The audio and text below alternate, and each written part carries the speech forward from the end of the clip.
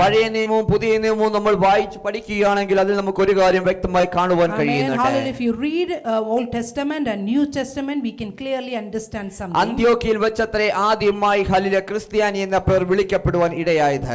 In Antioch, that is a place where the people have been pronounced as Christians. അപ്പോസ്തല പ്രവൃത്തി 11:16 വാക്യത്തിലേക്ക് നമ്മൾ ശ്രദ്ധയെ ഒന്ന് തിരിക്കാം. Acts chapter 11 verse 26. Let's read that part. അവിടെ എത്രേ ഹല്ലേലൂയ ക്രിസ്ത്യാനി എന്ന പദം നമ്മൾ ആദ്യമായി കാണുവാൻ കഴിയുന്നത്. And that is where we see the first in the book of Bible, the first time the Christians being pronounced. ഒരുപക്ഷേ നിങ്ങൾ ഹല്ലേലൂയ ആ ഒരു തലത്തിൽ ആയിരിക്കത്തില്ല ക്രിസ്ത്യാനി എന്ന പദത്തെ കണ്ടിരിക്കുന്നത്. You may not be seeing Christians in that sense. അവിടെ പറയുന്നു അവർ ഒരു സംവത്സരം മുഴുവനും സഭായോഗങ്ങളിൽ കൂടുകയും ബഹുജനത്തെ ഉപദേശിക്കുകയും ചെയ്തു എന്ന്.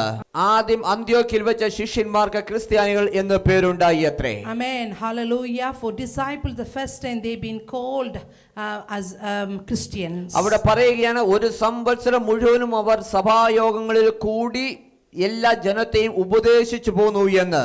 Amen. Hallelujah. Nearly whole year they were together, coming together and teaching, meeting each other and teaching in the church and taught great number of people.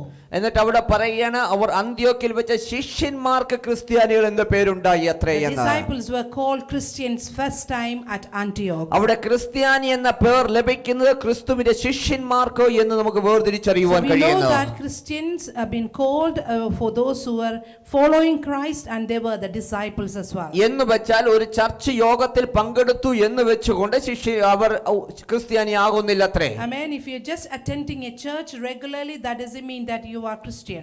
നിങ്ങൾ പ്രാർത്ഥിക്കുന്ന ഒരു വ്യക്തി ആയതുകൊണ്ട് അവിടെ ശിഷ്യന്മാർ ആകുന്നില്ല അത്രേ. Amen. If you're praying but that doesn't mean that you will become a Christian.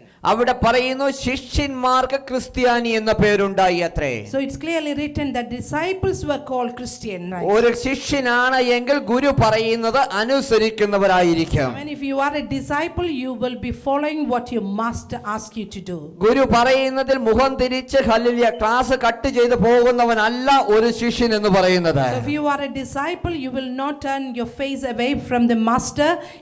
You will not be cutting or bunking the classes that your master gives you.